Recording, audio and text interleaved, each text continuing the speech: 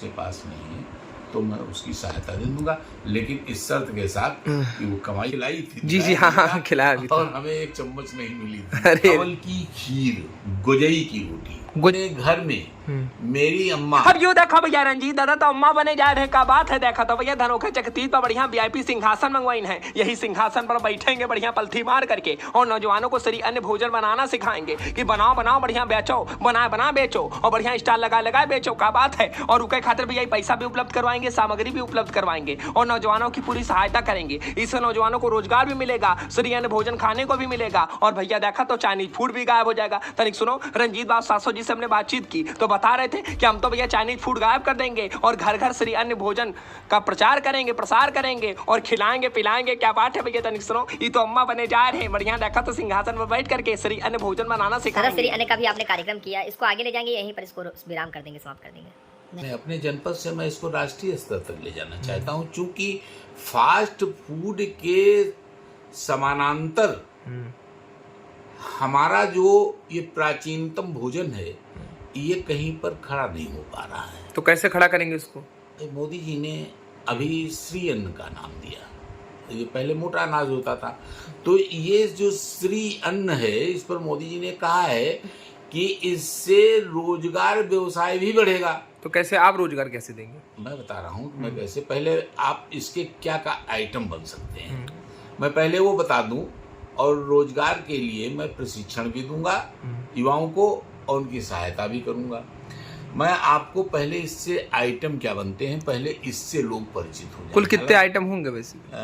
मैंने 8 अच्छी जो चीजें, उसकी लिस्ट है तो बहुत कुछ बन सकता है, लेकिन 8 अच्छे आइटम जो मेरे अपने घर में मेरी अम्मा श्रीमती विद्यावती जी स्वर्गीय हो गई हैं अब, वो स्वयं बनाती थी, हम लोग खाते थे, तब ये मोटा अनाज कहा जाता था। हमने अपनी अम्मा से बैठ करके, खाना तो मैंने नहीं बनाया कभी भी जीवन में, लेकिन मैंने जो सीखा, मैंने तरीके सीखे। देखिए श्री अन्न पर उस दिन सबने प्रशंसा की, क्या खिलाया? जौ चने की रोटी खिलाई और भुर्ता खिलाया। भुर्ता शुगर फ्री था, आलू नहीं था उसमें, कोई विशेषता नहीं थी, विशेषता उसके मसाले की थी, वो भी मैंने अपने अम्मा से लिया। तो ये कैसे जो आपने लिस्ट तैयार किया कैसे नौजवानों को बताएंगे? मैं आपको बताता हूँ। इसको आप अपने चैनल के माध्यम से पहले इसको थोड़ा सा प्रचारित करिए। जी जी लोग जाने कि इससे बनता क्या क्या है। हाँ बताइए। मक्के का नाम सबने सुना है, मक्के के चावल की खीर अच्छा दूध में पकाई जाए और कुछ थोड़ा सा उसमें सामग्री और लगती है। ये पहला आइटम हो गया। पहला आइटम है, ये बहुत अच्छी बनती है। दूसरा, कोदो के चावल की खिचड़ी। कोदो ये क्या होता है? कोदो एक पतला अन्न होता है। अच्छा। ये सामा, कोदो, काकुन, ये अन्न है पतले, अब तो नौजवान पहचान भी नहीं पाएंगे, विलुप्त हो रहा है धीरे धीरे। ये नहीं विलुप्त नहीं है शहर में नहीं, सब चाइनीज फूड खाते हैं ना। नहीं, चाइनीज फूड खाते हैं ना, अब इसकी तरफ किसी का ध्यान ही नहीं जा रहा। यही तो मोदी जी ने कहा है कि मोटे अन्न खाइए, उसके बाद उसकी मतलब जो है थोड़ी सी इसकी ताकत और इसका असर भी तो देखिए। तो कोदो के चावल की खिचड़ी, ये दूसरा आइटम। तीसरा, सावा के चावल की गन्ने के रस, गन्ने जो उस दिन आपने दिखाया था, रसावर मैंने खिलाई थी। जी जी हाँ खिलाया भी था। और हमें एक चम्मच नहीं मिली थी। अरे बनवाने के बावजूद लाजवाब था। आपने खुद ही देखा था, तो मैं क्या चौथा करूं उसकी। काकुन के चावल की, या तो चावल या उसकी तहरी, ये चौथी रेसिपी है। ये चौथा है। बाजरा की रोटी, ये वैसे गुड़ के साथ इसका कॉम्बिनेशन है, लेकिन तब भी इसकी रोटी सकपहिता के साथ, बथुआ का सकपहिता, उसके साथ बहुत अच्छी लगती है। लेकिन इसके पुआ आदि भी बनते हैं और घी गुड़ के साथ खाई जाए अगर बाजरे की रोटी, और वो भी गर्म नहीं, बासी, अच्छा, तो ये हव्य के रूप में है। आप इसको जितना खा जाए। तो ये है सातवां। फिर छठा आ जाता है। अच्छा, छठा जौ चना के आटे की, मतलब ये जो चने का जो आटा होता है, जो उस दिन खिलाया था। हाँ, जो उस दिन मैंने खिलाया था, रोटी और भुर्ता। जी जी। ये भुर्ते के साथ ही, ये सब्जी के साथ आपको अच्छी नहीं लगेगी, इसलिए भुर्ता के साथ ही अब भुर्ता कैसे बनाया जाएगा वो मैं बताऊंगा। वो तो बताया था आपने। नहीं, नौजवानों को मैं बताऊंगा। और 7वां आइटम है गुजई की रोटी। गुजई का होता है? गेहूं और जौ को मिक्स करके रोटी बनाई जाती है गुजई। और ये रोटी तो करीब करीब हर घर में बननी चाहिए। ये सारी सब्जियों के साथ खाई जा सकती है। कोई भी सब्जी आप बनाइए उसके साथ आप गुजई की रोटी खाइए, केवल गेहूं की रोटी न खाइए। हमारे यहाँ एक जो स्वामी महादेव जी आए थे, बाबा महादेव जी, उन्होंने भी कहा था कि गेहूं 15 दिन के बाद मतलब जो है ये पिसा आटा अगर है तो ये थोड़ा सा बरसात में हाँ खराब हो जाता है। बरसात नहीं, ये किसी भी सीजन में खराब हो जाता है। इसमें तो केमिकल्स वगैरह बना करके रोका जाता है, खैर वो एक अलग मैटर हो जाएगा।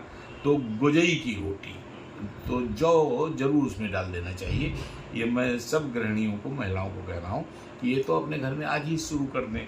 और कूट करके जो थोड़ा सा मूसल गाली का अब चलन खत्म हो गया है, घरों में मूसल गाली मतलब मूसल रखा जाए और जौ को थोड़ा सा उसका ऊपर का छिलका निकाल दें तो गले में फंसेगा नहीं। अब चाची भौजी सुनो, तुम लोग सुनो भैया, नौजवानों को रोजगार तो मिलबे करेगा, लेकिन चाची भौजी लोग जो उन घर में बनाना चाहती है मोटा अनाज का भैया सरी अन्न, आप बना करके खा सकत हो। खीर है, बहुते कुछ है, बाजरा की रोटी है और काका है तनिक सुनो। अगला आइटम 8वां आइटम है छोटी ज्वार की गुगरी। गुगरी। अब गुगरी आप लोग नहीं जान पाएंगे। जी नहीं जान। नागपंचमी में ये हम लोगों के यहाँ भीगे चने की गुगरी बनती है। अच्छा। वो जो छौंक करके बनती है। हाँ। गेहूं की घुघरी बनती है। उसी तरह से इसको आप छोटी ज्वार की घुघरी बनाइए और आप देखिए खाने में कैसा होता है ये? कितनी लजीज। मीठा होता है कैसा? नहीं, नमकीन नमकीन होता है। नमकीन होगी, घुघरी नमकीन होती है। अच्छा। तो ये मैं 8 आइटम के। तो ये नौजवानों को कैसे प्रशिक्षित करेंगे, इसके लिए क्या तैयारी? मेरे पास आए। हाँ। अब इसके लिए कोई मैं प्रशिक्षणशाला स्कूल नहीं खोलने जा रहा हूँ। जी। ये मेरे पास आए। जैसे मसाले का फार्मूला मुझसे ले जाएं। हाँ। मैं हर चीज का मसाला बता दूंगा, बनाने की विधियां बता दूंगा, हर चीज बता दूंगा। और जो आपने कहा था, मैं सरकार तो नहीं हूँ लेकिन फिर भी सहायता कैसे यदि किसी नौजवान के पास इस आइटम को मतलब जो है अगर ये स्टॉल लगाता है बेचने के लिए, अगर उसको ज़रूरत पड़ती है, सामान का पैसा उसके पास नहीं है, बर्तन आदि उसके पास नहीं है, तो मैं उसकी सहायता दे दूंगा, लेकिन इस शर्त के साथ कि वो कमाई करने के बाद हमारा वापस कर दे। अब यू देखो हंसा लाख भैया की देखो 12 के लौंडे जनते हो गए, कितने होशियार है, पैसा लेके भैया चले जी हैं, देवो ना करी है। यही खातिर पहले बता दिन की देखो ब्याज नहीं लेंगे, लेकिन भैया तुम्हारा बिजनेस चले लगी है तो पैसा वापस कर देना, पैसा लेके भाग ना जाओ भैया। बाकी तरीक सुनो का बता रहे थे कि चाइनीज फूड को गायब करेंगे, श्री अन्न का स्टॉल लगवाएंगे। नहीं तो आपका लक्ष्य क्या है कि चाइनीज फूड को गायब करेंगे? नहीं तो आपका लक्ष्य क्या है, चाइनीज फूड को गायब करेंगे? देखिए चाइनीज फूड स्वतः गायब हो जाएगा। इससे ज्यादा हानिकारक दुनिया की कोई चीज नहीं है। हानिकारक कोई चीज नहीं है। अब आलू का वो देखिए हम लोग चिप्स आदि घर में बनाते थे, अब वो डिब्बे में पैकेट में आकर के बिक रहा है। तो हमारे यहाँ तो काट करके घर में बन जाता था। अब वो फिंगर चिप्स ये सब तो हमारे घर के आइटम है, घरेलू आइटम, यही सब हम प्रिंच। तो श्री अन्न को आप राष्ट्रीय स्तर तक ले जाएंगे? बिल्कुल, ये जाना चाहिए। मैं मोदी जी के इस कार्य की भूरी प्रशंसा करता हूँ और मैं समझता हूँ कि पहली बार मोदी जी ने जिस दिन कहा है उसी के दूसरे दिन मैंने श्री अन्न खिलाया लोगों को। नहीं, उसके अगले दिन ही खिला दिया? अगले ही दिन खिलाया। और इससे पहले भी आपने कई बार जिक्र किया।